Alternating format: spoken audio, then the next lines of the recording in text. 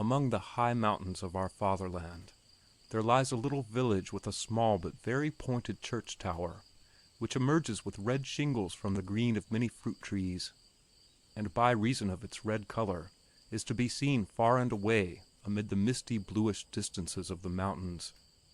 The village lies right in the center of a rather broad valley, which has about the shape of a longish circle. Besides the church it contains a school, a town hall, and several other houses of no mean appearance, which form a square on which stand 4 linden trees surrounding a stone cross. These buildings are not mere farms, but house within them those handicrafts which are indispensable to the human race and furnish the mountaineers with all the products of industry which they require. In the valley and along the mountain sides many other huts and cots are scattered, as is very often the case in mountain regions. These habitations belong to the parish and school district, and pay tribute to the artisans we mentioned by purchasing their wares. Still other more distant huts belong to the village, but are so deeply ensconced in the recesses of the mountains that one cannot see them at all from the valley.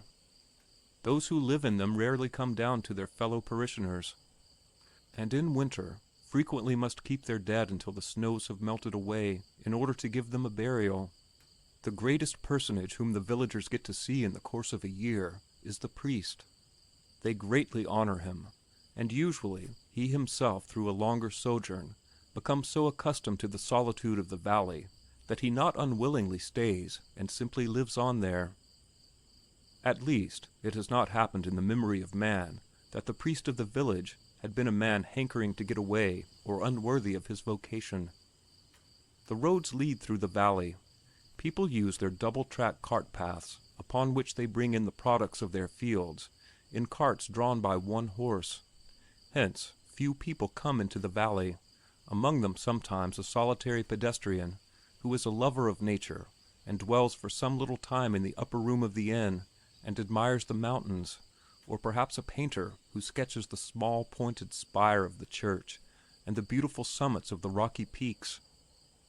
For this reason, the villagers form a world by themselves. They all know each other by name, and their several histories down from the time of grandfather and great-grandfather. They all mourn when one of them dies, know what name the newborn will receive, and have a language differing from that of the plains. They have their quarrels, which they settle among themselves. They assist one another and flock together when something extraordinary has happened. They are conservative, and things are left to remain as they were. Whenever a stone drops out of a wall, the same stone is put back again. The new houses are built like the old ones. The dilapidated roofs are repaired with the same kind of shingles, and if there happen to be brindled cows on a farm, calves of the same color are always raised, so that the color stays on the farm. To the south of the village one sees a snow mountain, which seems to lift up its shining peaks right above the roofs of the houses. Yet it is not quite so near. Summer and winter it dominates the valley with its beetling crags and snowy sides. Being the most remarkable object in the landscape, this mountain is of main interest to the inhabitants and has become the central feature of many a story. There is not a young man or gray beard in the village but can tell of the crags and crests of the mountain, its crevasses and caves, of its torrents and screes, whether now he knows it from his own experience or from hearsay. The mountain is the boast of the villagers, as if it were a work of theirs, and one is not so sure, however high one may esteem the plain-spokenness and reputation for truth-telling of the natives, whether they do not fib, now and then, to the honor and glory of their mountain. Besides being the wonder of the valley, the mountain affords actual profit, for whenever a company of tourists arrives to ascend the mountain, the natives serve as guides. And to have been a guide, to have experienced this or that, to know this or that spot, is a distinction everyone likes to gain for himself. The mountain often is the object of their conversation at the inn, when they sit together and tell of their feats and wonderful experiences. Nor do they omit to relate what this or that traveler had said, and what reward they had received from him for their labor. Furthermore, the snowy sides of the mountain feed a lake among its heavily forested recesses, from which a merry brook runs through the valley, drives the sawmill and the flour mill, cleanses the village, and waters the cattle. The forests of the mountain furnish timber and form a bulwark against the avalanches. The annual history of the mountain is as follows. In winter, the two pinnacles of its summit, which they call horns, are snow white, and, when visible on bright days, tower up into the blackish blue of the sky in dazzling splendor. And all its shoulders are white too, and all slopes. Even the perpendicular precipices, called walls by the natives, are covered with white frost delicately laid on, or with thin ice adhering to them like varnish, so that the whole mass looms up like an enchanted castle from out of the hoary gray of the forests, which lie spread out heavily about its base. In summer, when the sun and warm winds melt the snow from their steep sides, the peaks soar up black into the sky, and have only beautiful veins and specks of white on their flanks, as the natives say. But the fact is, the peaks are of a delicate distant blue, and what they call veins and specks is not white, but has the lovely milk blue color of distant snow against the darker blue of the rocks. When the weather is hot, the more elevated slopes about the peaks do not lose their covering of eternal snow. On the contrary, it then gleams with double resplendence down upon the green of the trees in the valley, but the winter snow is melted off their lower parts. Then becomes visible the bluish or greenish iridescence of the glaciers, which are bared and gleam down upon the valley below. At the edge of this iridescence, there where it seems from the distance like a fringe of gems, a nearer view reveals confused masses of wild and monstrous boulders, slabs and fragments, piled up in chaotic fashion. In very hot and long summers, the ice fields are denuded, even in the higher regions. And then, even a greater amount of blue-green, glacier ice glances down into the valley. Many knobs and depressions are laid bare, which one otherwise sees only covered with white. The muddy edge of the ice comes to view with its deposit of rocks, silt, and slime, and far greater volumes of water than usual rush into the valley. This continues until it gradually becomes autumn again. The waters grow less, and one day a gray, continuous, gentle rain spreads over all the valley. Then, after the mists have dispersed about the summits, the mountain is seen to have draped itself again in its soft robe of snow, and all crags, cones, and pinnacles are vested in white. Thus it goes on, year after year, with but slight divergences, and thus it will go on so long as nature remains the same, and there is snow upon the heights, and people live in the valleys. But to the natives these changes seem great. They pay much attention to them, and calculate the progress of the seasons by them. The ascent of the mountain is made from our valley. One follows a fine road which leads south to another valley over a so-called neck. Neck they call a moderately high mountain ridge, which connects two mountain ranges of considerable magnitude, and over which one can pass from one valley to another between the mountains. The neck which connects our snow mountain with another great mountain mass is altogether covered with pine forests. At its greatest elevation, where the road begins gradually to descend into the valley beyond, there stands a post erected to commemorate a calamity. Once upon a time, a baker, carrying bread in a basket slung around his neck, was found dead on that spot. They painted a picture of the dead baker with his basket, and the pine trees round about, and beneath it an explanation with a request for prayer from the passer-by, and this picture they fastened to a wooden post painted red, and erected it at the spot where the accident occurred. At this post, then, one leaves the road and continues along the ridge of the neck, instead of crossing it, and descending into the valley beyond. There is an opening among the pine trees at this spot, as if there were a road between them. In fact, a path is sometimes made in that direction, which then serves to bring down timber from the higher regions, but which is afterward overgrown again with grass. Proceeding along this way, which gently ascends, one arrives at last at a bare, treeless region. It is barren heath, where grows nothing but heather, mosses, and lichens. It grows ever steeper the further one ascends, but one always follows a gully resembling a rounded-out ditch, which is convenient, as one cannot then miss one's way in this extensive, treeless, monotonous region. After a while, rocks as large as churches rise out of the grassy soil, between whose walls one climbs up still farther. Then there are again bleak ridges, with hardly any vegetation, which reach up into the thinner air of higher altitudes, and lead straight to the ice. At both sides of this path steep ledges plunge down, and by this natural causeway the snow mountain is joined to the neck. In order to surmount the ice, one skirts it for some distance where it is surrounded by rock walls. Then one comes to the old hard snow, which bridges the crevasses and at most seasons of the year bears the weight of the climber. From the highest point of this snowfield, two peaks tower up, of which the one is higher, and therefore the summit of the mountain.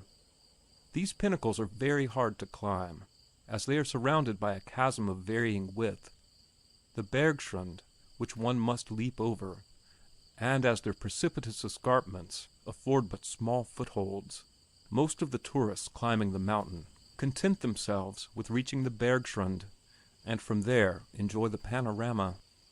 Those who mean to climb to the top must use climbing irons, ropes, and iron spikes.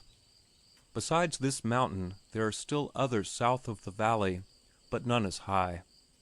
Even if the snow begins to lie on them early in the fall and stays till late in spring, midsummer always removes it, and then the rocks gleam pleasantly in the sunlight, and the forests at their base have their soft green intersected by the broad blue shadows of these peaks, which are so beautiful that one never tires of looking at them.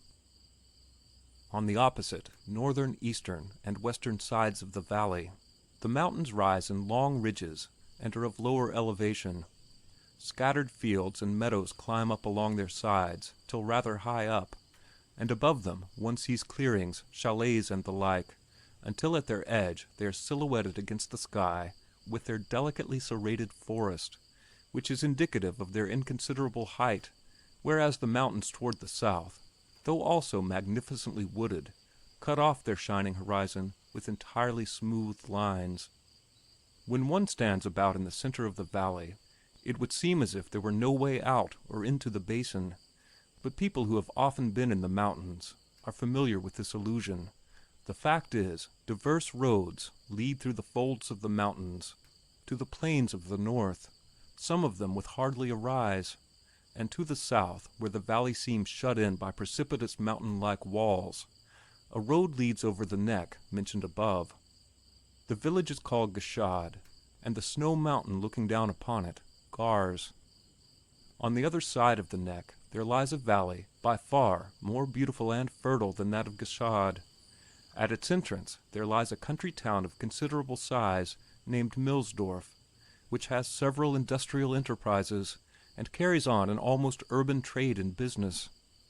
Its inhabitants are much more well-to-do than those of Gschad, and, although only 3 hours away, which for these labor-loving mountaineers, used to great distances, is only a bagatelle, yet manners and customs are so different in the two valleys, and even their external appearance is so unlike, that one might suppose a great number of miles lay between them. This is of common occurrence in the mountains, and due not only to the more or less favored position of the valleys, but also to the spirit of the natives, who, by reason of their differing occupations, are inclined this way or that. But in this they all agree, that they adhere to established customs and usages of their forefathers, lightly bear the absence of great traffic, cling to their native valley with an extraordinary love, in fact, can hardly live out of it. Months, aye, a whole year may pass without a native of Gschad setting foot into the valley beyond and visiting the town of Millsdorf. The same is true of the people of Millsdorf, although they have more intercourse with the country beyond, and hence live in less seclusion than the villagers of Gschad. A road, which might be called a high road, leads through the length of their valley, and many a traveler passes through it without suspecting in the least that to the north of him, on the other side of the snow mountain towering high above him, there is another valley with many scattered houses and the village with its pointed church tower.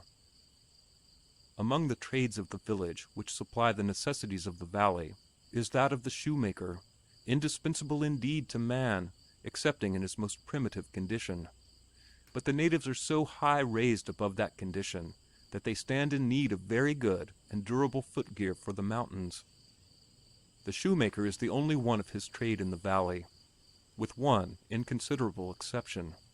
His house stands on the public square of Gschad, where most of the larger dwellings are situated, and its gray walls, white window frames, and green shutters face 4 linden trees. On the ground floor are the workshop, the workman's room, a larger and smaller sitting room, the shop, and then the kitchen and pantry. The first story, or, more properly, the attic space, contains the upper room, which is also the best room. In it there stand 2 beds of state, beautifully polished clothes presses. There is a china closet with dishes, a table with inlaid work, upholstered easy chairs, a strong box for the savings. Furthermore, there hang on the walls pictures of saints, 2 handsome watches, being prizes won in shooting matches, and finally there are some rifles, both for target firing and hunting, with all the necessary paraphernalia, carefully hung up in a special case with a glass door. Added to the shoemaker's house, there is a smaller house, built exactly like it, and, though separated from it by an arched gateway, belonging to it like part of a whole. It has only one large room with some closets. Its purpose is to serve the owner of the larger house as habitation for the remainder of his days, after having left the property to his son or successor, there to dwell with his wife until both are dead and the little house stands empty again and is ready for another occupant. To the rear of the shoemaker's house are stable and barn, for every dweller in the valley carries on farming along with his regular occupation and makes a good living from it. Behind these buildings, finally, is the garden, which is lacking to none of the better houses of Gschad, and from which the villagers obtain their vegetables, their fruit, and the flowers necessary for festive occasions. And, as quite commonly in the mountains, apiculture is pursued also in the gardens of Gschad. The small exception alluded to, and the only competitor of the shoemaker, is a man of the same trade, old Tobias, who is not a real rival, though, because he only cobbles, and is kept quite busy with that. Nor would he ever think of competing with the gentleman shoemaker of the township, especially as the latter frequently provides him gratuitously with leather cuttings, sole strips, and the like. In summertime, old Tobias sits under a clump of elder bushes at the end of the village and works away. All about him are shoes and lace boots, all of them, however, gray, muddy, and torn. There are no high boots, because these are not worn in the village and its surroundings. Only 2 personages own such boots, the priest and the schoolteacher, both of which have their new work and repairing done by the shoemaker. In winter, old Tobias sits in his cot behind the elder bushes, and has it comfortably warm, because wood is not dear in Gschad. Before entering into possession of his house, the shoemaker had been a chamois poacher, in fact, had not exactly been a model in youth, so the people of Gschad said. In school, he had always been one of the brightest scholars. Afterwards, he had learned his father's trade, and gone on his journeyman wanderings, finally returning to the village. Instead of wearing a black hat, as befits a tradesman, and as his father had done all his life, he put on a green one, decorated it with all the feathers obtainable, and strutted around in the very shortest homespun coat to be found in the valley. Whereas his father always had worn a coat of dark, even black cloth, with very long tails to indicate his station as a tradesman. The young shoemaker was to be seen on all dancing floors and bowling alleys. Whenever anyone gave him a piece of good advice, he merely whistled. He attended all shooting matches in the neighborhood with his target rifle, and often brought back a prize, which he considered a great victory. The prize generally consisted of coins artistically set. To win them, he frequently had to spend more coins of the same value than the prize was worth, especially as he was very generous with his money. He also participated in the chases of the surrounding country, and won a name as a marksman. Sometimes, however, he issued alone with his double-barreled gun and climbing irons, and once, it is said, returned with an ugly wound in his head. In Millsdorf there lived a dyer who carried on a very notable industry. His works lay at the entrance of the town, at the side toward Gschad. He employed many people and even worked with machines, which was an unheard-of thing in the valley. Besides, he did extensive farming. The shoemaker frequently crossed the mountain to win the daughter of this wealthy dyer. Because of her beauty, but also because of her modesty and domesticity, she was praised far and near. Nevertheless, the shoemaker, it is said, attracted her attention. The dyer did not permit him to enter his house, and whereas his beautiful daughter had, even before that, never attended public places and merrymakings, and was rarely to be seen outside the house of her parents, now she became even more retiring in her habits, and was to be seen only in church, in her garden, or at home. Some time after the death of his parents, by which the paternal house which he inhabited all alone became his, the shoemaker became an altogether different man. Boisterous as he had been before, he now sat in his shop and hammered away day and night. Boastingly, he set a prize on it that there was no one who could make better shoes and footgear. He took none but the best workmen, and kept after them when they worked, in order that they should do as he told them. And really he accomplished his desire, so that not only the whole village of Gschad, which for the most part had got its shoes from neighboring valleys, had their work done by him, but the whole valley also. And finally he had some customers even from Millsdorf and other valleys. Even down into the plains his fame spread, so that a good many who intended to climb in the mountains had their shoes made by him for that purpose. He ordered his house very neatly, and in his shop the shoes, lace boots, and high boots shone upon their several shelves. And when, on Sundays, the whole population of the valley came into the village, gathering under the 4 linden trees of the square, people liked to go over to the shoemaker's shop and look through the panes to watch the customers. On account of the love he bore to the mountains, even now he devoted his best endeavor to the making of mountain lace shoes. In the inn, he used to say that there was no one who could show him anyone else's mountain boots that could compare with his own. They don't know, he was accustomed to add, and they never have learned in all their life, how such a shoe is to be made so that the firmament of the nails shall fit well on the soles, and contain the proper amount of iron, so as to render the shoe hard on the outside, so that no flint, however sharp, can be felt through, and so that on its inside fits the foot as snug and soft as a glove. The shoemaker had a large ledger made for himself, in which he entered all goods he had manufactured, adding the names of those who had furnished the materials, and those who had bought the finished goods, together with a brief remark about the quality of the product. Footgear of the same kind bore their continuous numbers, and the book lay in the large drawer of his shop. Even if the beautiful daughter of the Millsdorf dyer did not take a step outside her parents' home, and even though she visited neither friends nor relatives, yet the shoemaker of Gschad knew how to arrange it so that she saw him from afar when she walked to church, when she was in her garden, and when she looked out upon the meadows from the windows of her room. On account of this unceasing spying, the dyer's wife, by dint of her long and persevering prayers, had brought it about that her obstinate husband yielded, and the shoemaker, as he had in fact become a better man, led the beautiful and wealthy Millsdorf girl home to Gschad as his wife. However, the dyer was a man who meant to have his own way.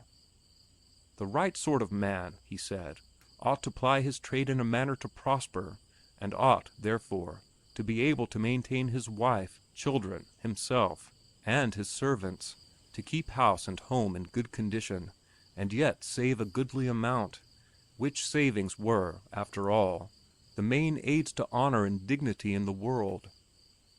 Therefore, he said, his daughter would receive nothing from home but an excellent outfit. All else it was and remained the duty of the husband to provide. The dyeing works at Millsdorf and the farming he carried on were a dignified and honorable business by themselves, which had to exist for their own sake. All property belonging to them had to serve as capital, for which reason he would not give away any part of them. But when he, the dyer, and his wife were deceased, then both the dye works and the farm in Millsdorf would fall to their only daughter, the shoemaker's wife in Gschad, and she and her husband could do with the property what they pleased. They would inherit it, however, only if worthy of inheriting it. If unworthy, it would go to their children, and if there were none, to other relatives, with the exception of the lawful portion. Neither did the shoemaker demand anything, but proudly gave the dyer to understand that he had cared but for his beautiful daughter, and that he was able to maintain her as she had been maintained at home. And when she was his wife, he gave her clothes not only finer than those of the women of Gschad and the Gschad Valley owned, but also than she had ever worn at home. And as to food and drink, he insisted on having it better, and her treatment more considerate than she had enjoyed in her own father's house. Moreover, in order to show his independence of his father-in-law, he bought more and more ground with his savings, so that he came to a goodly property. Now, the natives of Gschad rarely leave their valley, as has been remarked, hardly ever traveling to Millsdorf, from which they are separated by customs as well as by mountain ridges. Besides, it never happens that a man leaves his valley to settle in a neighboring one. Though settlements at greater distances do take place, neither does a woman or a girl like to emigrate from one valley into another, except in the rather rare cases when she follows her love and as wife joins her husband in another valley. So it happened that the dyer's daughter from Millsdorf was ever considered a stranger by all the people of Gschad, even after she had become the shoemaker's wife. And although they never did her any ill, I even loved her on account of her beautiful ways.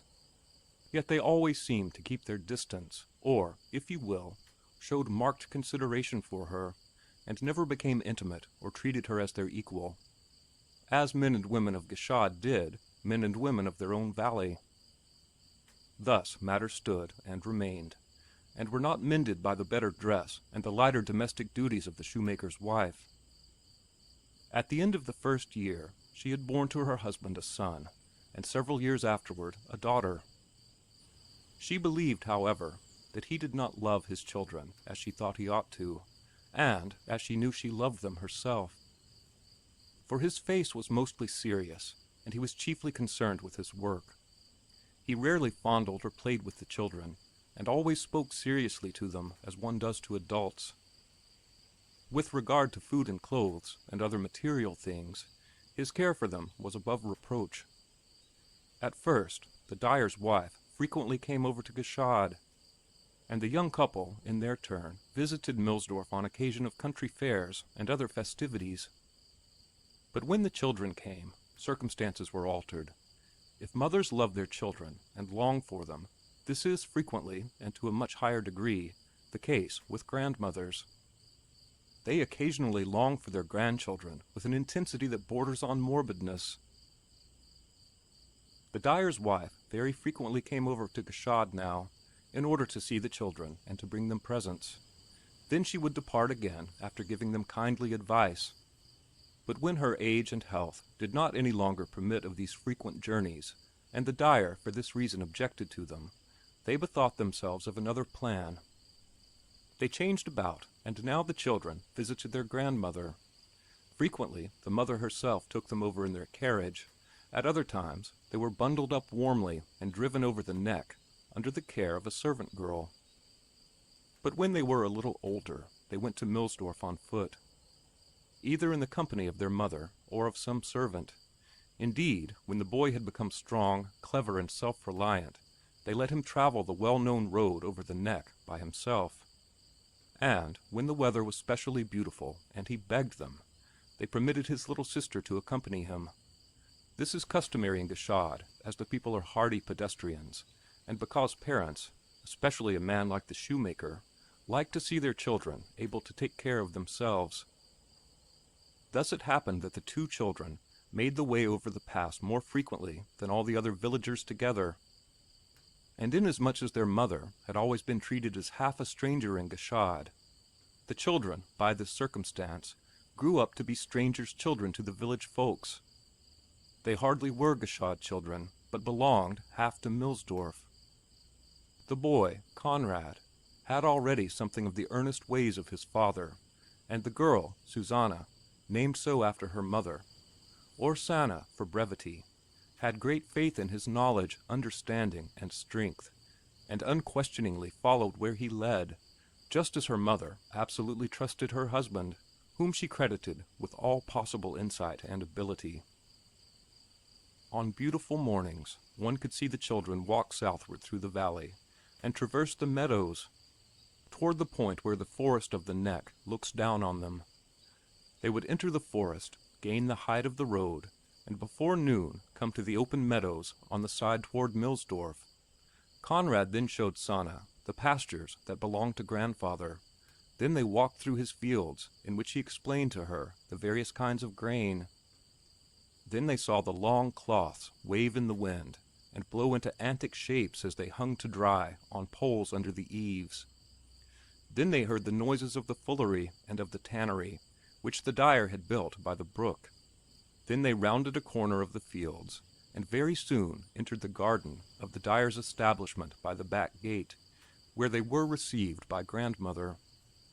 She always had a presentiment when the children were coming, looked out of the windows, and recognized them from afar, whenever Sanna's red kerchief shone brightly in the sun.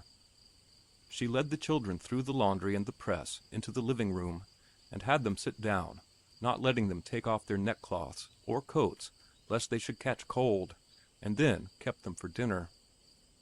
After the meal they were allowed to go into the open and play, and to walk about in the house of their grandparents, or to do whatever else they cared to, provided it was not improper or forbidden. The dyer, who always ate with them, questioned them about school, and impressed upon them what they ought to learn.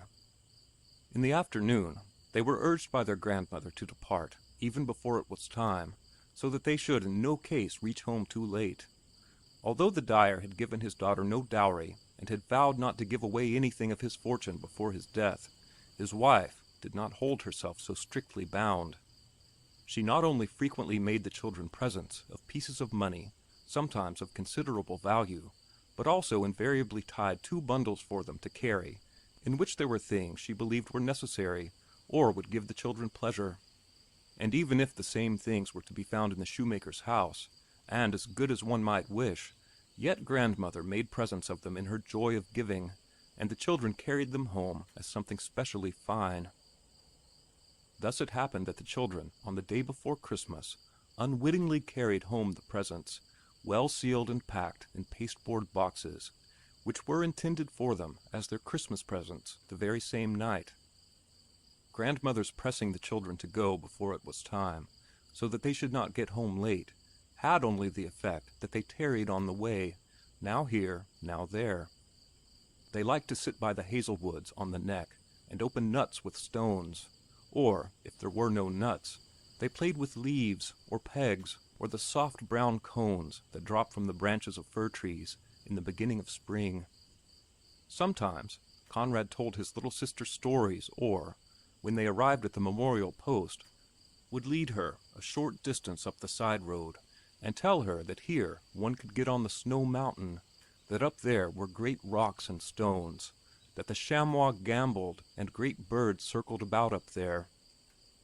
He often led her out beyond the forest, when they would look at the dry grass and the small bushes of the heather, but then he returned with her, invariably bringing her home before twilight, which always earned him praise. One winter, on the morning before Christmas, when the first dawn had passed into day, a thin, dry veil was spread over the whole sky, so that one could see the low and distant sun only as an indistinct red spot.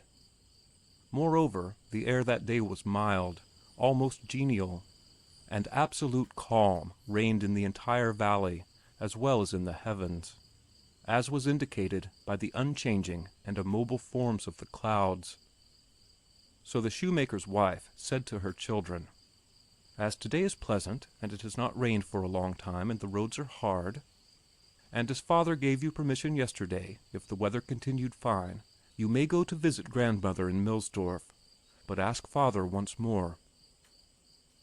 The children, who were still standing there in their little nightgowns, ran into the adjoining room, where their father was speaking with a customer, and asked him again for his permission, because it was such a fine day.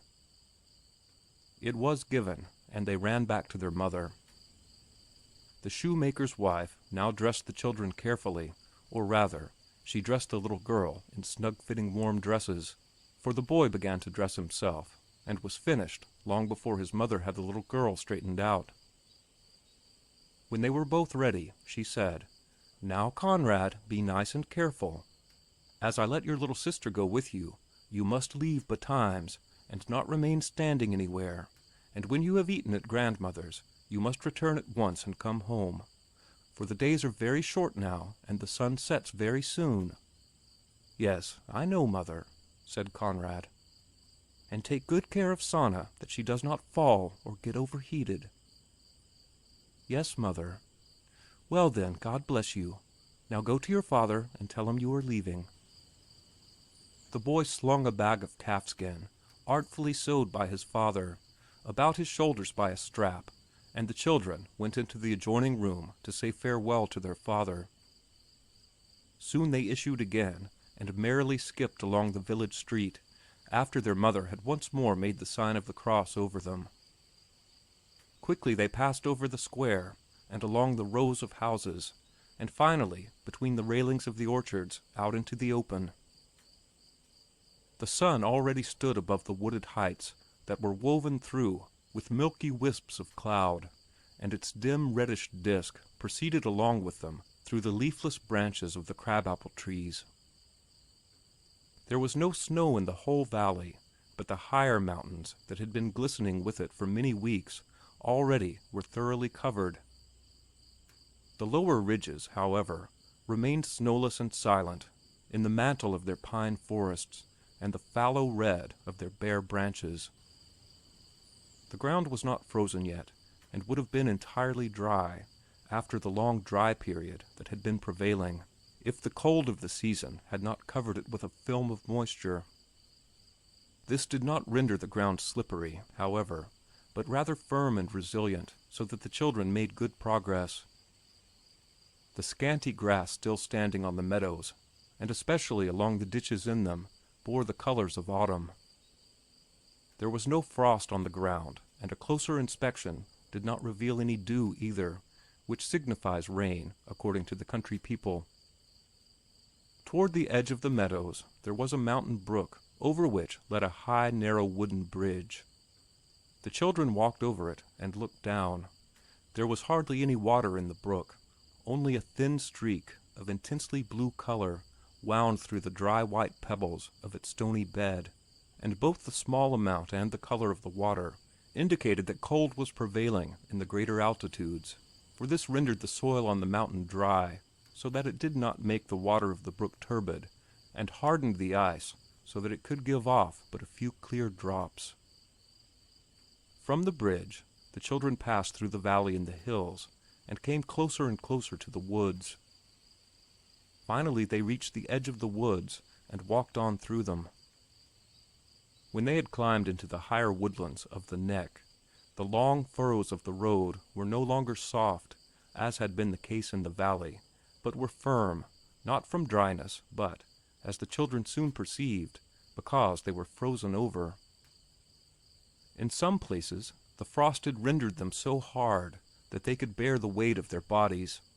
From now on they did not persist any longer in the slippery path beside the road, but in the ruts, as children will, trying whether this or that furrow would carry them. When, after an hour's time, they had arrived at the height of the neck, the ground was so hard that their steps resounded on it, and the clods were hard like stones.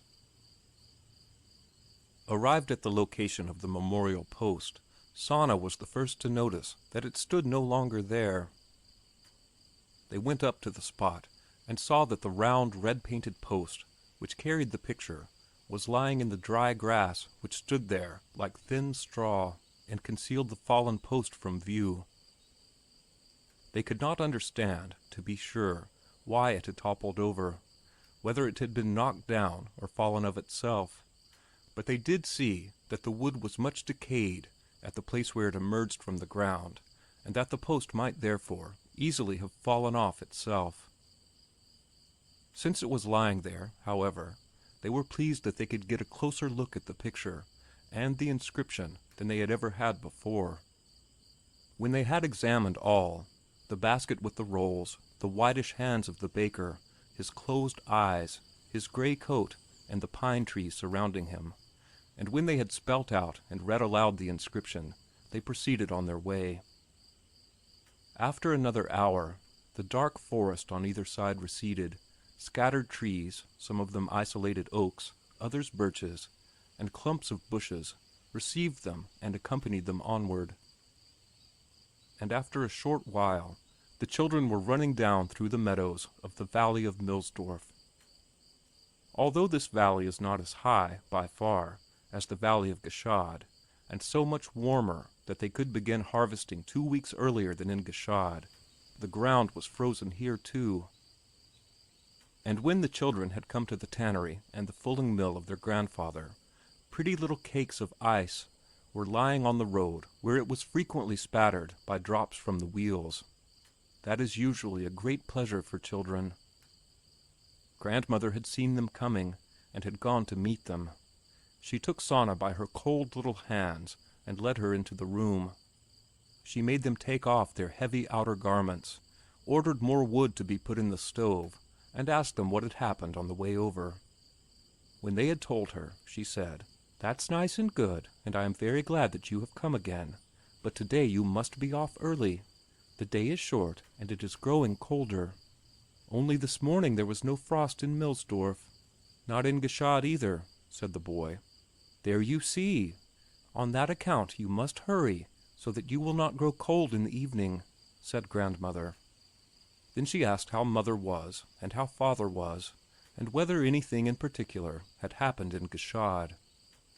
After having questioned them, she devoted herself to preparation of dinner, made sure that it would be ready at an earlier time than usual, and herself prepared tidbits for the children, which she knew would give them pleasure. Then the master dyer was called. Covers were set on the table for the children, as for grown-up people, and then they ate with grandfather and grandmother, and the latter helped them to particularly good things.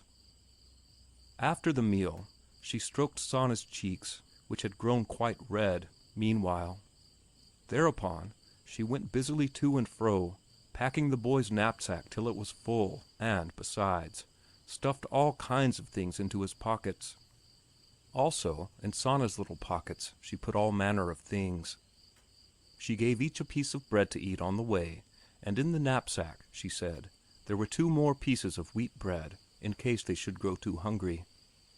"For mother I have given you some well-roasted coffee," she said, "and in the little bottle that is stoppered and tightly wrapped up, there is also some black coffee, better than mother usually makes over at your house.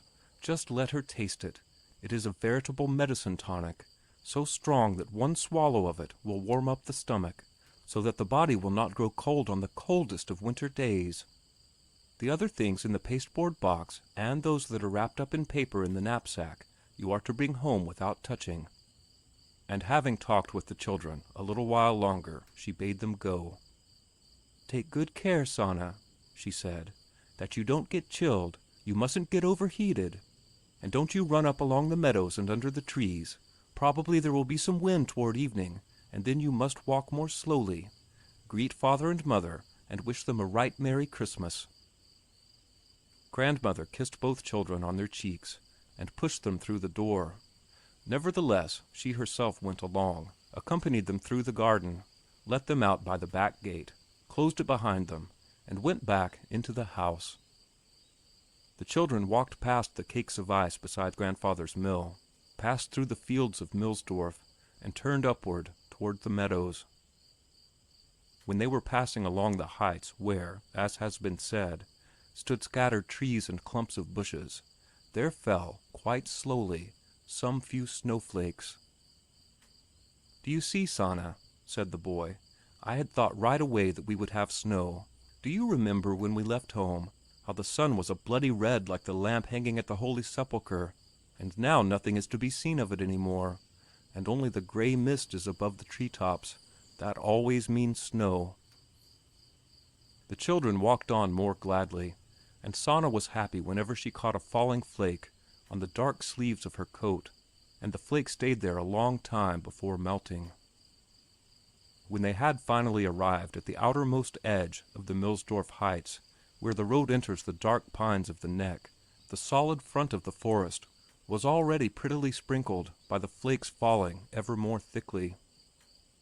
They now entered the dense forest, which extended over the longest part of the journey still ahead of them. From the edge of the forest the ground continues to rise up to the point where one reaches the red memorial post, when the road leads downward toward the valley of Gschad. In fact, the slope of the forest from the Millsdorf side is so steep that the road does not gain the height by a straight line, but climbs up in long serpentines from west to east and from east to west. The whole length of the road up to the post and down to the meadows of Gschad leads through tall, dense woods without a clearing, which grow less heavy as one comes down on the level again, and issues from them near the meadows of the valley of Gschad. Indeed, the neck, though being only a small ridge connecting two great mountain masses, is yet large enough to appear a considerable mountain itself, if it were placed in the plain. The first observation the children made when entering the woods was that the frozen ground appeared gray, as though powdered with flour, and that the beards of the dry grass stalks, standing here and there between the trees by the roadside, were weighted down with snowflakes, while on many of the green twigs of the pines and firs, opening up like hands, there sat little white flames. "Is it snowing at home too, I wonder?" asked Sanna. "Of course," answered the boy, "and it is growing colder too, and you will see that the whole pond is frozen over by tomorrow." "Yes, Conrad," said the girl. She hastened her steps to keep up with the boy striding along. They now continued steadily up along the serpentines, now from west to east and again from east to west. The wind predicted by the grandmother did not come. On the contrary, the air was so still that not a branch or twig was moving. In fact, it seemed warmer in the forest, as, in general, loose bodies with air spaces between them, such as a forest, are in winter. The snowflakes descended ever more copiously, so that the ground was altogether white already, and the woods began to appear dappled with gray, while snow lay on the garments of the children. Both were overjoyed. They stepped upon the soft down, and looked for places where there was a thicker layer of it, in order to tread on them, and make it appear as if they were wading in it already. They did not shake off the snow from their clothes. A great stillness had set in. There was nothing to be seen of any bird, although some do flit to and fro through the forest in winter time, and the children, on their way to Millsdorf, had even heard some twitter. The whole forest seemed deserted.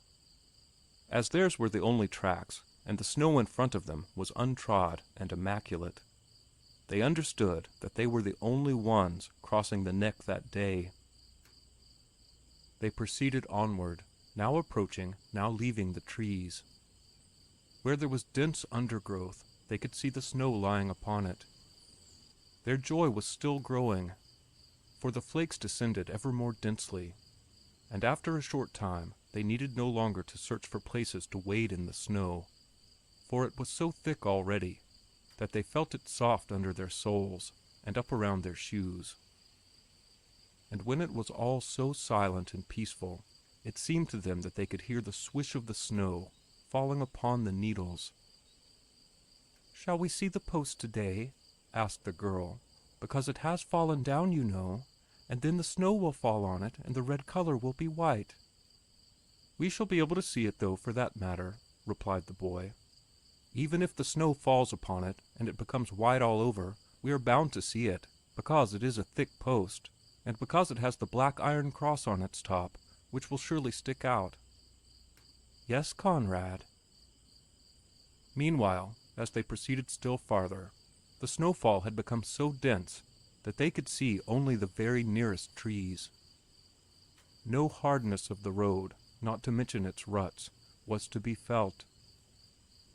The road was everywhere equally soft with snow, and was, in fact, recognizable only as an even white band running on through the forest.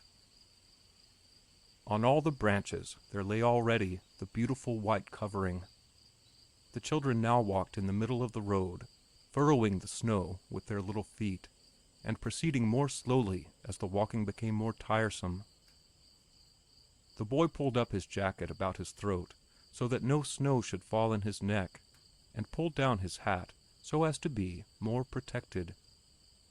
He also fastened his little sister's neckerchief, which her mother had given her, to wear over her shoulders, pulling it forward over her forehead so that it formed a roof. The wind predicted by grandmother still had not come.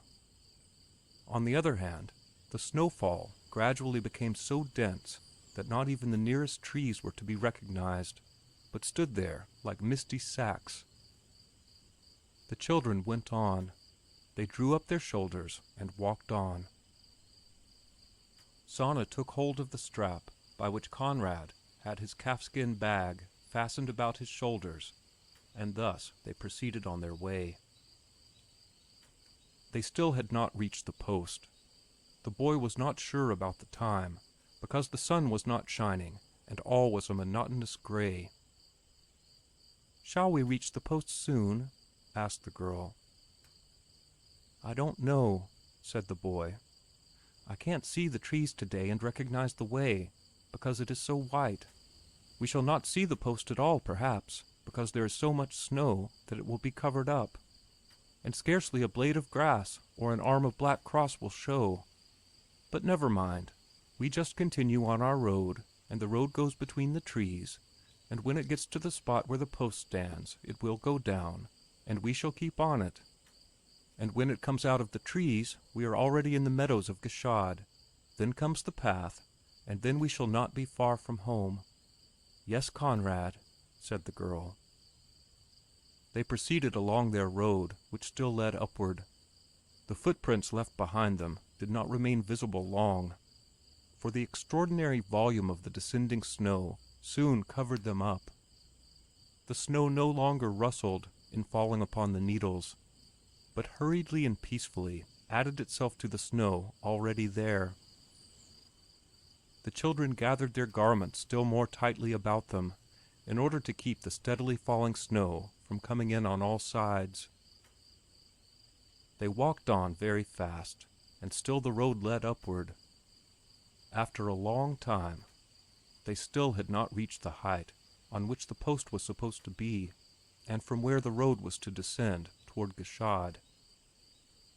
Finally, the children came to a region where there were no more trees. "I see no more trees," said Sanna. "Perhaps the road is so broad that we cannot see them on account of the snow," answered the boy.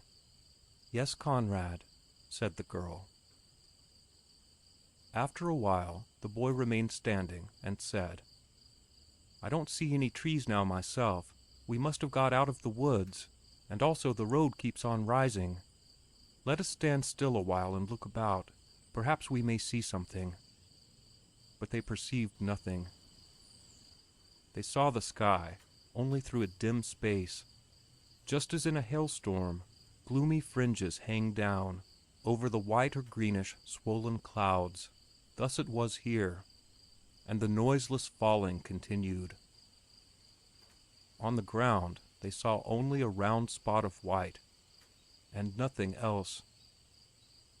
"Do you know, Sanna," said the boy, "we are on the dry grass I often led you up to in summer, where we used to sit and look at the pasture land that leads up gradually, and where the beautiful herbs grow. We shall now at once go down there on the right. Yes, Conrad. The day is short, as grandmother said, and as you well know yourself, so we must hurry." "Yes, Conrad," said the girl. "Wait a little while I fix you a little better," replied the boy. He took off his hat and put it on Sanna's head, and fastened it with both ribbons under her chin. The kerchief she had worn protected her too little, while on his head there was such a mass of dense curls that the snow could fall on it for a long time before the wet and cold would penetrate. Then he took off his little fur jacket and drew it over her little arms. About his own shoulders and arms, which now showed the bare shirt, he tied the little kerchief Sanna had worn over her chest, and the larger one she had worn over her shoulders. That was enough for himself, he thought, and if he only stepped briskly, he should not be cold. He took the little girl by her hand, so they marched on. The girl with her docile little eyes looked out into the monotonous gray round about, and gladly followed him. Only her little hurrying feet could not keep up with him, for he was striding onward like one who wanted to decide a matter once for all. Thus they proceeded, with the unremitting energy children and animals have, as they do not realize how far their strength will carry them, and when their supply of it will give out. But as they went on, they did not notice whether they were going down or up. They had turned down to the right at once, but they came again to places that led up. Often they encountered steep places which they were forced to avoid, and a trench in which they continued led them about in a curve.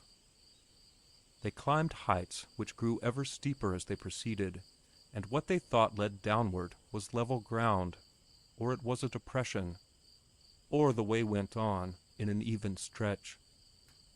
"Where are we, I wonder, Conrad?" asked the girl. "I don't know," he answered. "If I could only see something with my eyes," he continued, "that I could take my direction from." But there was nothing about them but the blinding white. White everywhere, which drew an ever-narrowing circle around them, passing, beyond it, into a luminous mist, descending in bands, which consumed and concealed all objects beyond, until there was nothing but an unceasingly descending snow. "Wait, Sanna," said the boy. "Let us stand still for a moment and listen. Perhaps we might hear a sound from the valley, a dog or a bell, or the mill or a shout, something we must hear, and then we shall know which way to go." So they remained standing, but they heard nothing. They remained standing a little longer, but nothing came. Not a single sound, not the faintest noise beside their own breath. Aye, in the absolute stillness, they thought they could hear the snow as it fell on their eyelashes. The prediction of grandmother had not come true. No wind had arisen. In fact, what is rare in those regions, not a breath of air was stirring. After having waited a long time, they went on again. "Never mind, Sanna," said the boy. "Don't be afraid. Just follow me, and I shall lead you down yet. If only it would stop snowing." The little girl was not faint-hearted, but lifted her little feet as well as she could and followed him.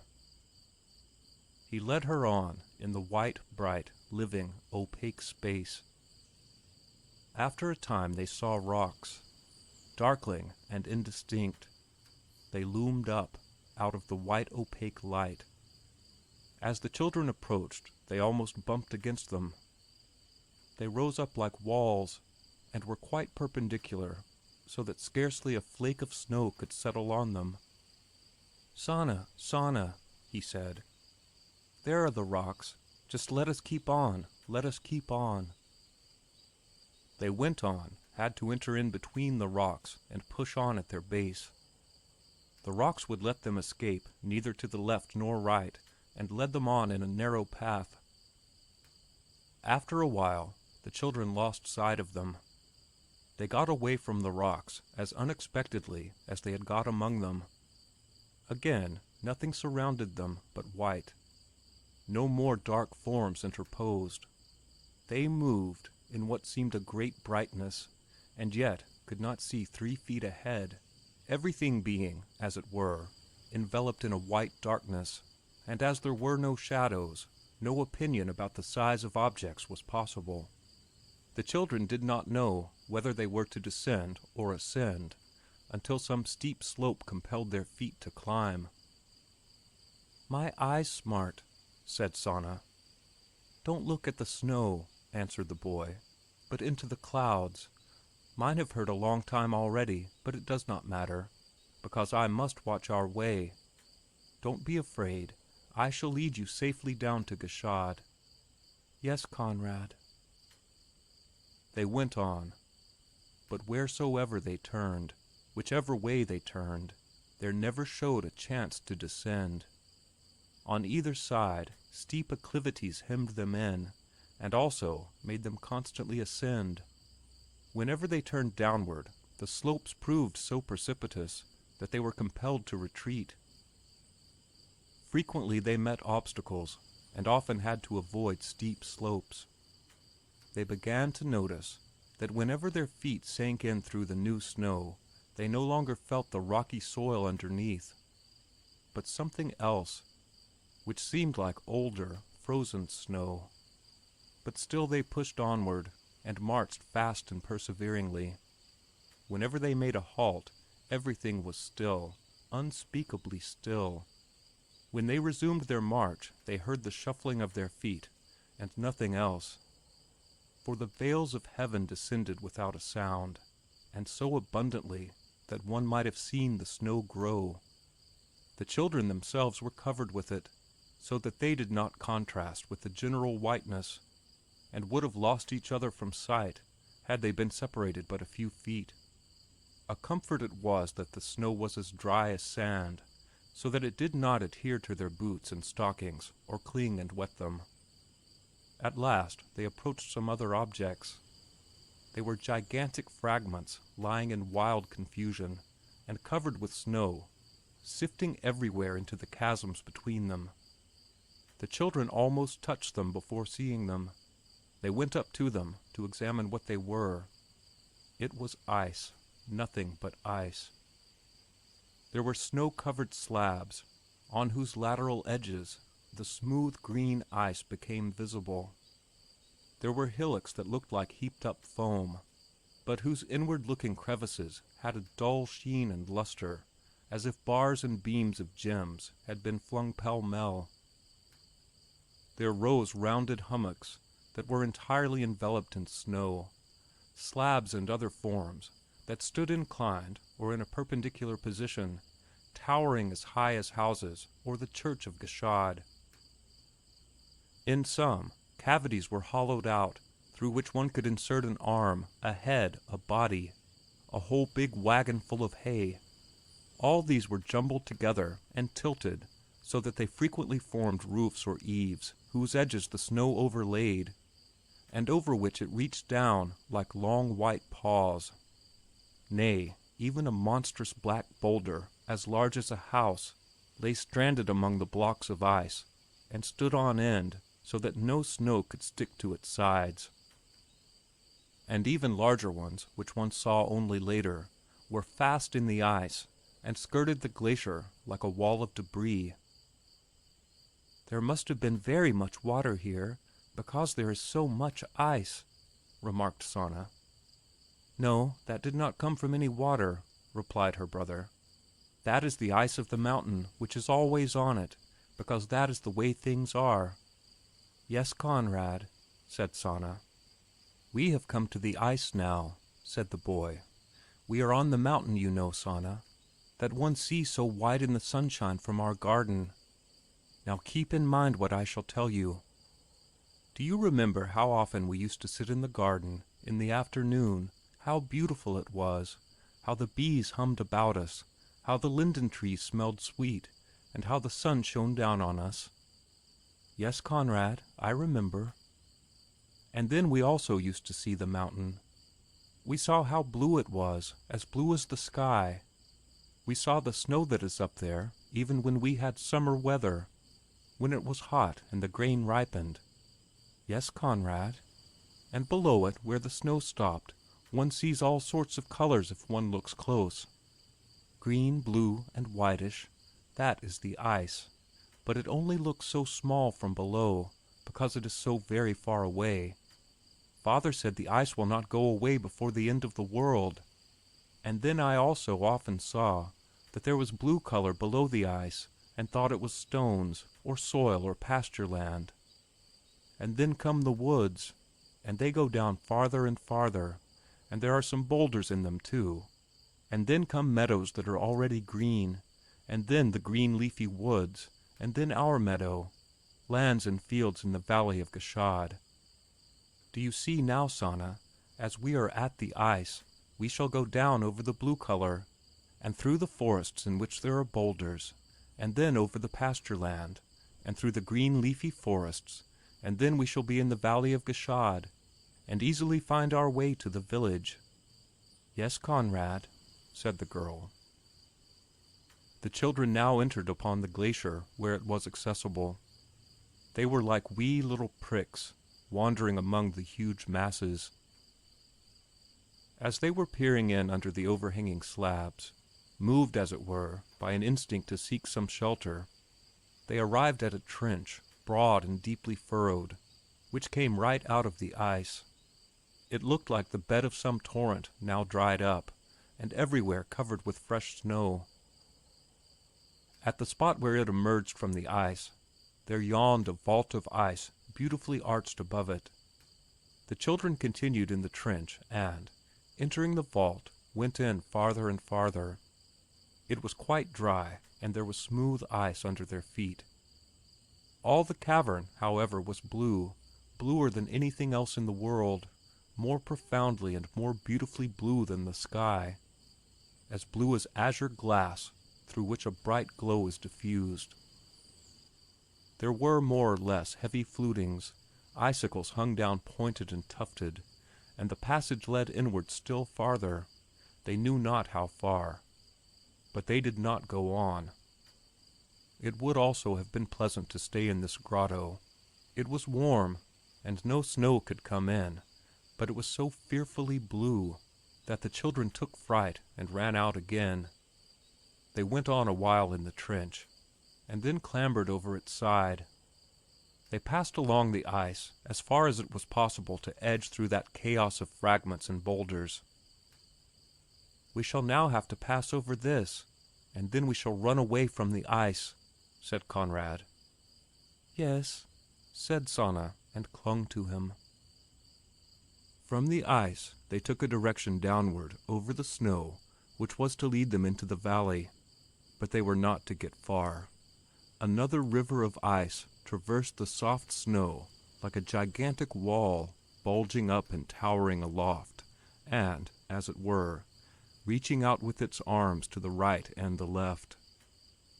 It was covered by snow on top, but at its sides there were gleams of blue and green, and drab and black, aye, even of yellow and red.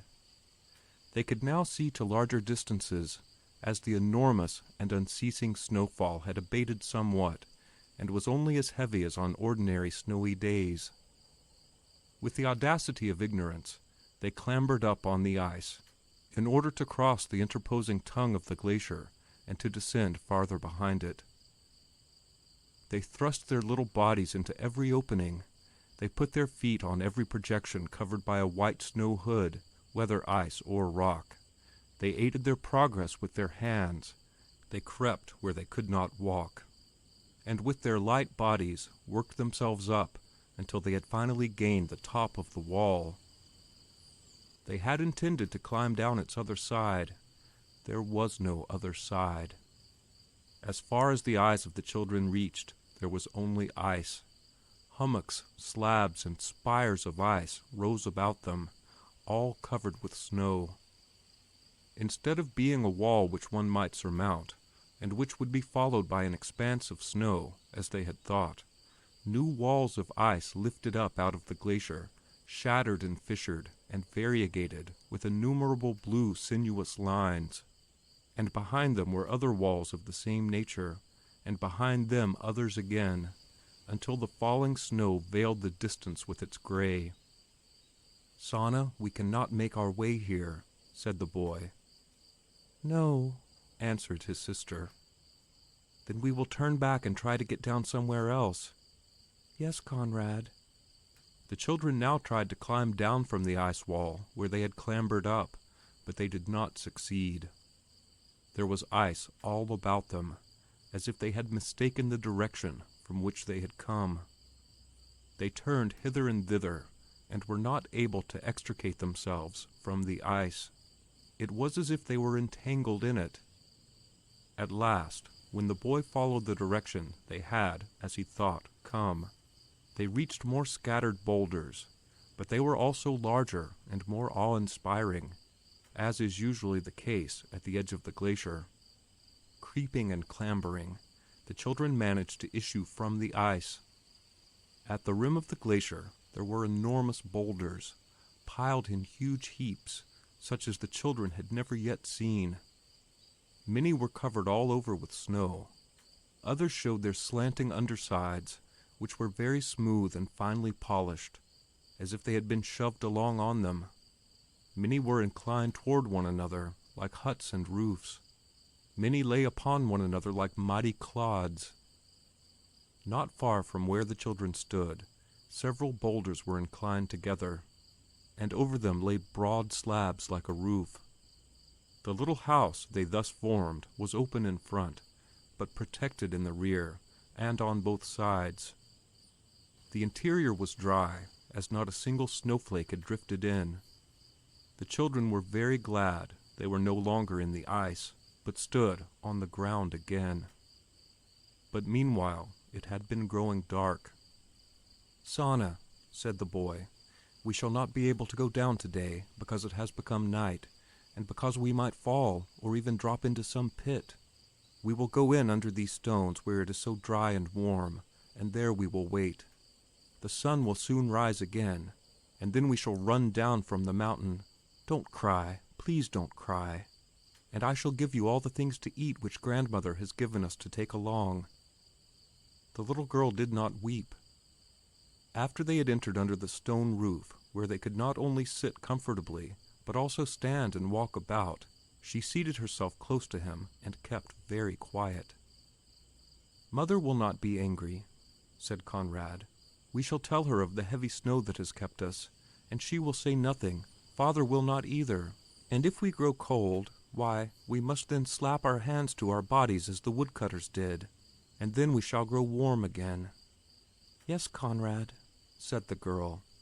Sanna was not at all so inconsolable because they could not run down the mountain and get home as he might have thought, for the immense exertion, of whose severity the children hardly had any conception, made the very sitting down seem sweet to them, unspeakably sweet, and they did not resist.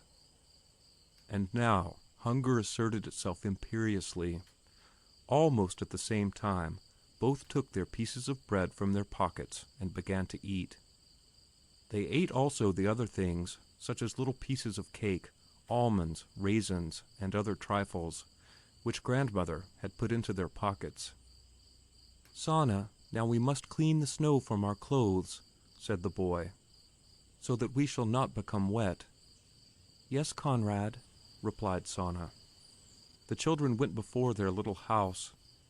Conrad first brushed off his little sister.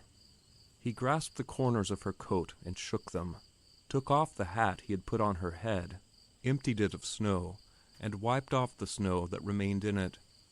Then he rid himself as best he could of the snow that lay on him. At that time it had entirely stopped snowing. The children could not feel one flake descending. They returned into their stone hut and sat down. Getting up had showed them how tired they really were, and they were glad to sit down again. Conrad laid down the calfskin bag which he had strapped on his shoulders. He took out the cloth in which grandmother had wrapped a pasteboard box and several paper packages and put it about his shoulders for greater warmth. He also took the 2 pieces of wheat bread out of his wallet and gave Sanna both. The child ate them most eagerly. A part of them, however, she gave back to Conrad, as she saw he was not eating anything. He accepted it and ate it. From that time on, the children merely sat and looked. As far as the eye could reach in the twilight, there was nothing but snow, whose minute crystals began to scintillate in a strange manner, as if they had absorbed the light of day and were emitting it again now. Night fell, with the rapidity usual in high altitudes. Soon it was dark all about, only the snow continued to glimmer faintly. Not only had it stopped snowing, but the clouds began to grow thin and to part, for the children saw the gleam of a star. As the snow really emitted light, as it were, and the clouds no longer hung down from the sky, they could see from their cave how the snowy hillocks round about were sharply outlined against the dark sky. The cave was warmer than it had been at any other place during the day, and so the children rested, clinging closely to each other, and even forgot to be afraid of the darkness. Soon the stars multiplied. They gleamed forth, now here, now there, until it seemed that there was not a single cloud left in the whole sky. This was the moment when the people in the valleys were accustomed to light their candles. At first, only one is kindled, in order to make light in the room, or possibly only a pine splinter, or the fire is burning in the hearth, and all windows of human habitations grow bright and shed luster into the snowy night. But all the more tonight, Christmas evening, when many more lights were kindled, in order to shine full upon the presents for the children, which lay upon the tables or hung on the trees. Innumerable candles were lit. For in nearly every house, every cot, every room, there were children for whom the Christ child had brought presents, which had to be shown by the light of candles. The boy had thought one could very quickly come down from the mountain, and yet not a single one of the lights burning that night in the valley shone up to them. They saw nothing but the pale snow and the dark sky. All else was rendered invisible by the distance. At this hour, the children in all the valleys were receiving their Christmas presents. These 2 alone sat up there by the edge of the glacier, and the finest presents meant for them on this day lay in little sealed packages in the calfskin bag in the rear of the cave. The snow clouds had sunk below the mountains on all sides, and a vault of entirely dark blue, almost black, full of densely clustered burning stars, extended above the children. And through the midst of them was woven a shimmering broad milky band, which they had, indeed, seen also below in the valley, but never so distinctly. The night was advancing. The children did not know that the stars changed their position and moved toward the west, else they might have recognized the hour of night by their progress. New stars came and the old ones disappeared, but they believed them to be always the same.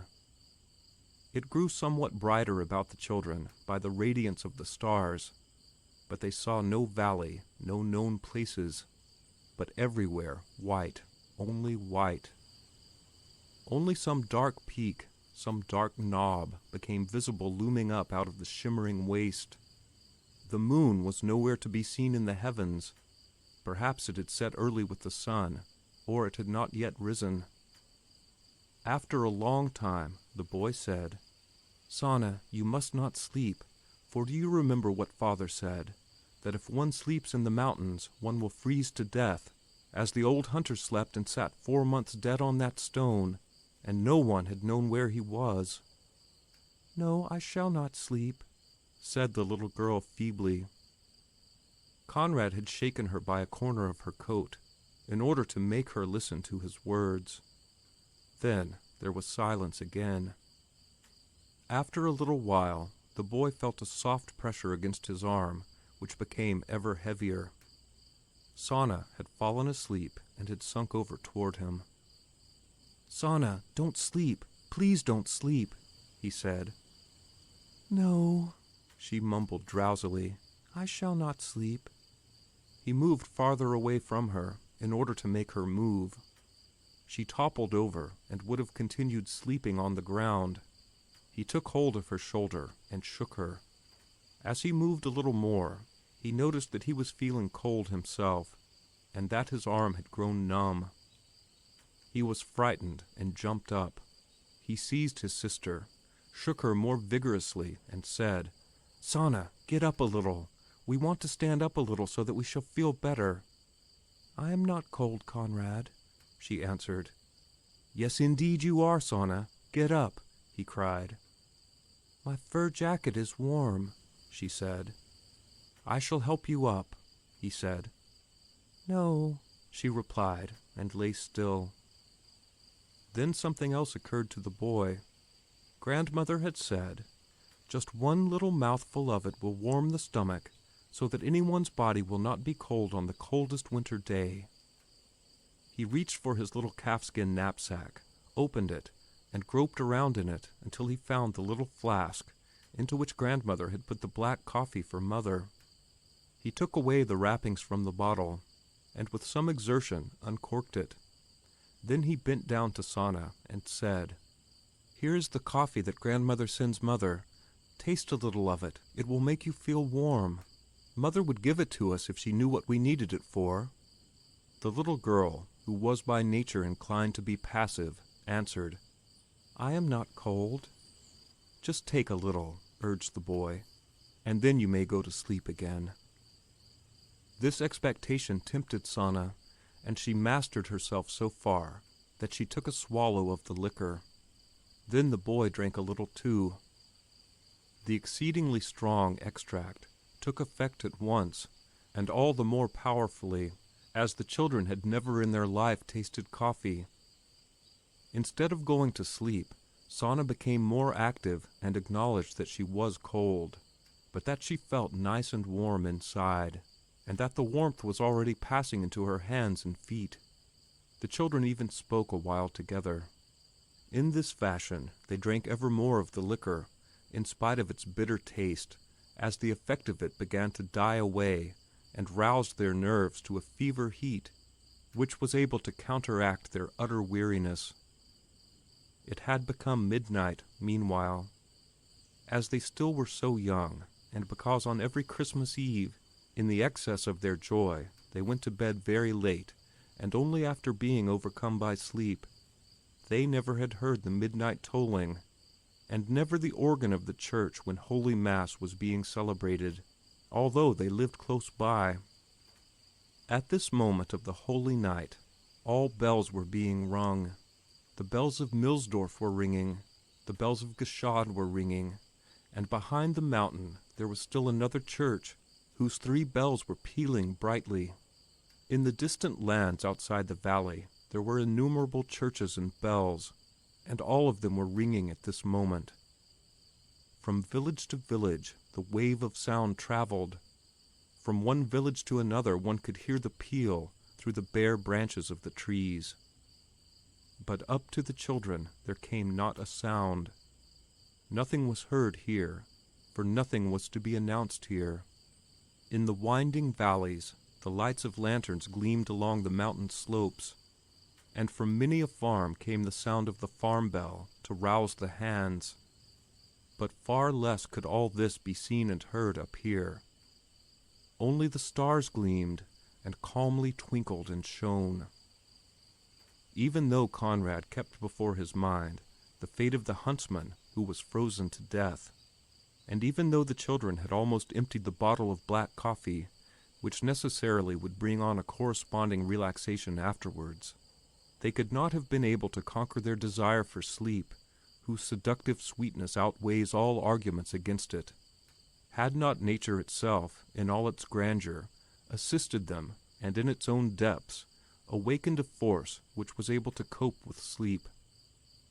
In the enormous stillness that reigned about them, a silence in which no snow crystal seemed to move, the children heard 3 times the bursting of the ice. That which seems the most rigid of all things, and yet is most flexible and alive, the glacier, had produced these sounds. Thrice they heard behind them a crash, terrific as if the earth were rent asunder, a sound that ramified through the ice in all directions, and seemed to penetrate all its veins. The children remained sitting open-eyed and looked out upon the stars. Their eyes were also kept busy. As the children sat there, a pale light began to blossom forth on the sky before them among the stars and extend a flat arc through them. It had a greenish tinge, which gradually worked downward. But the arc became ever brighter until the stars paled in it. It sent a luminosity also into other regions of the heavens, which shed greenish beams softly and actively among the stars. Then sheaves of vari-colored light stood in burning radiance on the height of the arc, like the spikes of a crown. Mildly it flowed through the neighboring regions of the heavens. It flashed and showered softly, and in gentle vibrations extended through vast spaces. Whether now the electric matter of the atmosphere had become so tense by the unexampled fall of snow that it resulted in this silent, splendid efflorescence of light, or whether some other cause of unfathomable nature may be assigned as reason for the phenomenon. However that be, gradually the light grew weaker and weaker. First the sheaves died down, until by noticeable degrees it grew ever less, and there was nothing in the heavens but the thousands upon thousands of simple stars. The children never exchanged a word, but remained sitting and gazed open-eyed into the heavens. Nothing particular happened afterward. The stars gleamed and shone and twinkled. Only an occasional shooting star traversed them. At last, after the stars had shone alone for a long time, and nothing had been seen of the moon, something else happened. The sky began to grow brighter, slowly but recognizably brighter. Its color became visible, the faintest stars disappeared, and the others were not clustered so densely any longer. Finally, also the bigger stars faded away, and the snow on the heights became more distinct. Now, one region of the heavens grew yellow, and a strip of cloud floating in it was inflamed to a glowing line. All things became clearly visible, and the remote snow hills assumed sharp outlines. "Sanna, day is breaking," said the boy. "Yes, Conrad," answered the girl. "After it grows just a bit brighter we shall go out of the cave and run down from the mountain." It grew brighter. No star was visible any longer, and all things stood out clear in the dawn. "Well then, let us go," said the boy. "Yes, let us go," answered Sanna. The children arose and tried their limbs, which only now felt their tiredness. Although they had not slept, the morning had reinvigorated them. The boy slung the calfskin bag around his shoulder and fastened Sanna's fur jacket about her. Then he led her out of the cave. As they had believed it would be an easy matter to run down from the mountain, they had not thought of eating, and had not searched the bag to see whether it contained any wheat bread or other eatables. The sky being clear, Conrad had wanted to look down from the mountain into the valleys, in order to recognize the valley of Gashad and descend to it. But he saw no valleys whatever. He seemed not to stand on any mountain from which one can look down, but in some strange, curious country in which there were only unknown objects. Today they saw awful rocks stand up out of the snow at some distance, which they had not seen the day before. They saw the glacier, they saw hummocks and slanting snowfields, and behind these, either the sky or the blue peak of some very distant mountain above the edge of the snowy horizon. At this moment the sun arose. A gigantic bloody red disk emerged above the white horizon, and immediately the snow about the children blushed as if it had been strewn with millions of roses. The knobs and pinnacles of the mountain cast very long and greenish shadows along the snow. "Sanna, we shall go on here until we come to the edge of the mountain and can look down," said the boy. They went farther into the snow. In the clear night it had become still drier and easily yielded to their steps. They waded stoutly on. Their limbs became even more elastic and strong as they proceeded, but they came to no edge, and could not look down. Snowfield succeeded snowfield, and at the end of each always shone the sky. They continued nevertheless. Before they knew it, they were on the glacier again. They did not know how the ice had got there, but they felt the ground smooth underfoot, and although there were not such awful boulders as in the mountains where they had passed the night, yet they were aware of the glacier being underneath them. They saw the blocks growing ever larger and coming ever nearer, forcing them to clamber again. Yet they kept on in the same direction. Again they were clambering up some boulders. Again they stood on the glacier. Only today, in the bright sunlight, could they see what it was like. It was enormously large, and beyond it again, black rocks soared aloft. Wave heaved behind wave, as it were. The snowy ice was crushed, raised up, swollen as if it were pressed onward and were flowing toward the children. In the white of it, they perceived innumerable, advancing wavy blue lines. Between those regions where the icy masses rose up, as if shattered against each other, there were lines like paths, and these were strips of firm ice, or places where the blocks of ice had not been screwed up very much. The children followed these paths, as they intended to cross part of the glacier at least, in order to get to the edge of the mountain and at last have a glimpse down. They said not a word. The girl followed in the footsteps of the boy. The place where they had meant to cross grew ever broader, it seemed. Giving up their direction, they began to retreat. Where they could not walk, they broke with their hands through the masses of snow, which often gave way before their eyes, revealing the intense blue of a crevasse, where all had been pure white before. But they did not mind this, and labored on until they again emerged from the ice somewhere. "Sanna," said the boy, "we shall not go into the ice again at all, because we cannot make our way in it, and because we cannot look down into our valley. Anyway, we want to go down from the mountain in a straight line. We must come into some valley, and there we shall tell people that we are from Gashad, and they will show us the way home." "Yes, Conrad," said the girl. So they began to descend on the snow in the direction which its slope offered them. The boy led the little girl by her hand. However, after having descended some distance, the slope no longer followed that direction, and the snowfield rose again. The children, therefore, changed their direction and descended toward a shallow basin. But there they struck ice again. So they climbed up along the side of the basin in order to seek a way down in some other direction. A slope led them downward, but that gradually became so steep that they could scarcely keep a footing, and feared lest they should slide down.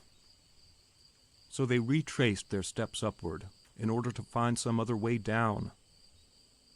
After having clambered up the snowfield a long time, and then continuing along an even ridge, they found it to be as before. Either the snow sloped so steeply that they would have fallen, or it ascended so that they feared it would lead to the very peak of the mountain, and thus it continued to be. Then they had the idea of finding the direction from which they had come, and of descending to the red post. As it is not snowing, and the sky is bright, thought the boy, they should be able, after all, to see the spot where the post ought to be, and to descend down from it to Gashad. The boy told his little sister his thought, and she followed him. But the way down to the neck was not to be found. However clear the sun shone, however beautifully the snow heights stood there, and the fields of snow lay there, yet they could not recognize the places over which they had come the day before. Yesterday all had been veiled by the immense snowfall, so they had scarcely seen a couple of feet ahead of them, and then all had been a mingled white and gray. They had seen only the rocks, along and between which they had passed. But today also they had seen many rocks, and they all resembled those they had seen the day before. Today they left fresh tracks behind them in the snow. Yesterday all tracks had been obliterated by the falling snow. Neither could they gather from the aspect of things which way they had to return to the neck, since all places looked alike. Snow and snow again. But on they marched, and hoped to succeed in the end. They avoided the declivities, and did not attempt to climb steep slopes. Today also they frequently stood still to listen, but they heard nothing, not the slightest sound. Neither was anything to be seen, excepting the dazzling snow from which emerged, here and there, black peaks and ribs of rock. At last the boy thought he saw a flame skipping over a far-away snow slope. It bobbed up and dipped down again. Now they saw it, and then again they did not. They remained standing and steadfastly gazed in that direction. The flame kept on skipping up and down, and seemed to be approaching, for they saw it grow bigger and skipping more plainly. It did not disappear so often and for so long a time as before. After a while, they heard in the still blue air, faintly, very faintly, something like the long note of a shepherd's horn. As if from instinct, both children shouted aloud. A little while, and they heard the sound again. They shouted again, and remained standing on the same spot. The flame also came nearer. The sound was heard for the third time, and this time more plainly. The children answered again by shouting loudly. After some time, they also recognized that it was no flame that they had seen, but a red flag which was being swung. At the same time the shepherd's horn resounded closer to them, and the children made reply. "Sanna," cried the boy, "there come people from Gashad. I know the flag. It is the red flag that the stranger gentleman planted on the peak, when he had climbed the gars with the young hunter, so that the reverend father could see it with his spyglass, and that was to be the sign that they had reached the top, and the stranger gentleman gave him the flag afterward as a present. You were a real small child then." "Yes, Conrad." After a while, the children could also see the people near the flag, like little black dots that seemed to move. The call of the horn came again and again, and ever nearer. Each time the children made answer. Finally, they saw on the snow slope opposite them several men with the flag in their midst, coast down on their alpenstocks. When they had come closer, the children recognized them. It was the shepherd Philip with his horn, his 2 sons, the young hunter, and several men of Gashad. "God be blessed!" cried Philip. "Why, here you are! The whole mountain is full of people. Let one of you run down at once to the Cider Alp chalet and ring the bell, that they down below may hear that we have found them, and one must climb the Krebsstein and plant the flag there, so that they in the valley may see it and fire off the mortars, so that the people searching in the Millsdorf forest may hear it, and they may kindle the smudge fires in Gashad, and all those on the mountain may come down to the Cider Alp chalet. This is a Christmas for you." "I shall climb down to the chalet," one said. "And I shall carry the flag to the Krebsstein," said another. "And we will get the children down to the Cider Alp chalet as well as we can, if God help us," said Philip.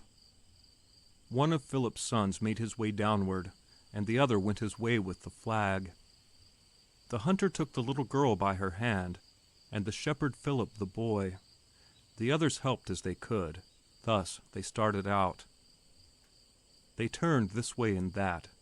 Now they followed one direction, now they took the opposite course, now they climbed up, now down, always through snow, and the surroundings seemed to remain the same. On very steep inclines they fastened climbing irons to their feet and carried the children. Finally, after a long time, they heard the ringing of a little bell that sounded up to them soft and thin, which was the first sign the lower regions sent to them again. They must really have descended quite far, for now they saw a snowy bluish peak lift up its head to a great height above them. The bell, however, which they had heard, was that of the Cider Alp chalet which was being rung, because there the meeting was to be. As they proceeded farther, they also heard in the still atmosphere the faint report of the mortars which were fired at the side of the flag. And still later they saw thin columns of smoke rising into the still air. When they, after a little while, descended a gentle slope, they caught sight of the Cider Alp chalet. They approached. In the hut a fire was burning. The mother of the children was there, and with a terrible cry she sank in the snow as she saw her children coming with the hunter. Then she ran up, looked them all over, wanted to give them something to eat, wanted to warm them, and bed them in the hay that was there. But soon she convinced herself that the children were more stimulated by their rescue than she had thought, and only required some warm food and a little rest, both of which they now obtained. When, after some time of rest, another group of men descended the snow slope, while the little bell continued tolling, the children themselves ran out to see who they were. It was the shoemaker, the former mountaineer, with alpenstock and climbing irons, accompanied by friends and comrades. "Sebastian, here they are!" cried the woman. He, however, remained speechless, shaking with emotion, and then ran up to her. Then his lips moved as if he wanted to say something, but he said nothing, caught the children in his embrace, and held them long. Thereupon he turned to his wife, embraced her, and cried, "Sanna, Sanna!" After a while he picked up his hat, which had fallen on the snow, and stepped among the men as if to speak, but he only said, "Neighbors and friends, I thank you." After waiting a while until the children had recovered from their excitement, he said, "If we are all together, we may start, in God's name." "We are not all together yet, I believe," said the shepherd Philip. "But those who are still missing will know from the smoke that we have found the children, and will go home when they find the chalet empty." All got ready to depart. The Cider Alp chalet is not so very far from Gschad, from whose windows one can, in summertime, see very well the green pasture on which stands the gray hut with its small belfry. But below it there is a perpendicular wall with a descent of many fathoms, which one could climb in summer with the help of climbing irons, but which was not to be scaled in winter. They were, therefore, compelled to go by way of the neck in order to get down to Gschad. On their way they came to the cider meadow, which is still nearer to Gschad, so that from it one could see the windows in the village. As they were crossing these meadows, the bell of the Gschad church sounded up to them, bright and clear, announcing the holy transubstantiation. On account of the general commotion that obtained in Gschad that morning, the celebration of the High Mass had been deferred, as the priest thought the children would soon be found. Finally, however, as still no news came, the Holy Mass had to be celebrated. When they heard the bell announcing the holy transubstantiation, all those crossing the cider meadow sank upon their knees in the snow and prayed. When the tolling had ceased, they arose and marched on.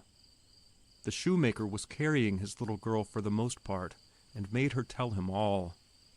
When they were descending toward the forest of the neck, they saw tracks which, he declared, came not from shoes of his make. The explanation came soon. Attracted probably by the many voices they heard, another body of men joined them. It was the dyer, ash gray in the face from fright, descending at the head of his workmen, apprentices, and several men of Millsdorf. They climbed over the glacier and the crevasses without knowing it, the shoemaker shouted to his father-in-law. There they are, there they are, praised be the Lord, answered the dyer. I knew already that they had been on the mountain when your messenger came to us in the night, and we had searched through the whole forest with lanterns and had not found anything. And then when it dawned, I observed that on the road which leads on the left up toward the snow mountain, on the spot where the post stands, that there some twigs and stalks were broken off, as children like to do on their way.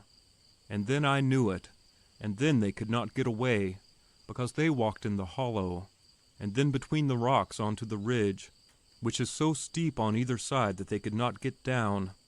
They just had to ascend.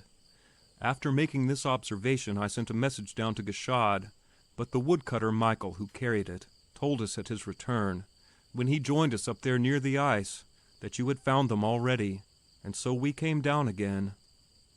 Yes, said Michael. I told you so because the red flag is hung on the Krebsstein, and that was the sign agreed upon in Gashad. And I told you that they would all come down this way, as one cannot climb down the precipice. And kneel down and thank God on your knees, my son-in-law, continued the dyer, that there was no wind. 100 years will pass before there will be another such fall of snow that will come straight down like wet cords, hanging from a pole. If there had been any wind, the children would have perished. Yes, let us thank God, let us thank God, said the shoemaker. The dyer, who since the marriage of his daughter had never been in Gashad, decided to accompany the men to the village. When they approached the red post where the side road began, they saw the sleigh waiting for them, which the shoemaker had ordered there, whatever the outcome.